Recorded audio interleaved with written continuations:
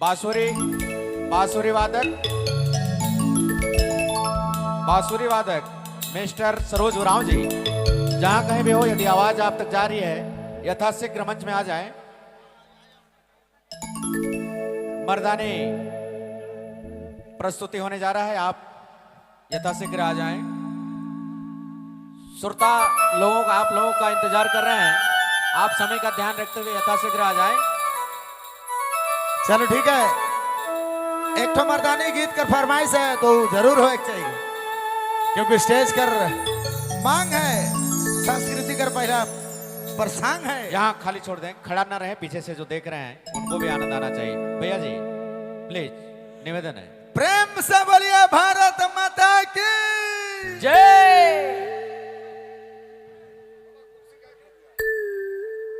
कुर्सी है बाबा, चिंता नहीं करना, आपका कुर्सी कोई लेगा दिक्कत हो जाएगा बाबा। खुलास मातो जी कर कुर्सी छीनना आम बात नहीं है, कुर्सी के पुटर के रहे ना। आज हमरे कर युवा पीढ़ी मन कने जात है, कने आखरा के बचाई कर बात है, संस्कृति के बचाई कर बात है। युवा पीढ़ी जब आवे वाला युवा पीढ़ी के बताई है कि हमारे कर आवे वाला कल्चर संस्कृति एक से जुड़ के रहना बहुत जरूरी है। चाहे छत्तीसगढ़िया हो या झारखंड हो या कुछ भी हो, अपन संस्कृति अपन सबसे सर्वप्रथम होना चाहिए। आइए हमारे बीच संगम भाई, हमारे बीच आइए संगम भाई साहब। अच्छा हो जाएगा, ठीक है। हो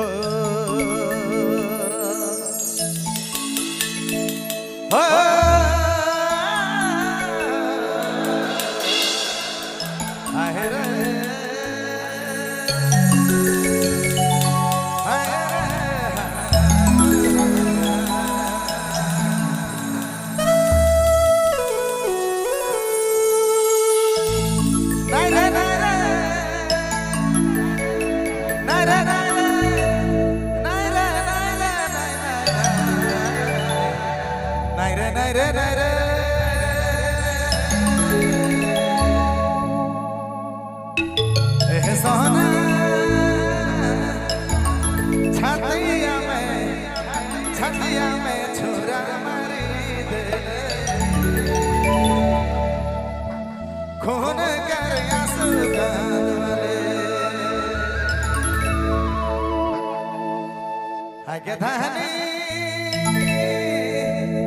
हर छतिया में छुरा मारी दे, खून कर आंसू गाले।